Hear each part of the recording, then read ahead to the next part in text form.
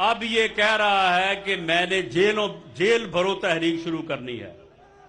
بیٹا تم جیل بھرو تحریک شروع کرو، تمہارا علاج میں کروں گا۔ 25 مئی کو تم نے اسلام آباد لاک کرنے کے لیے آنا تھا۔ تم نے اسلام آباد لاک کرنے کے لیے تھا، پھر تمہارے ساتھ جو ہوا وہ تمہیں یاد ہونا چاہیے۔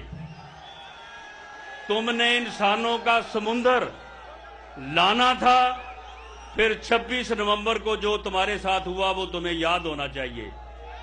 اور اب اگر تم نے یہ کہا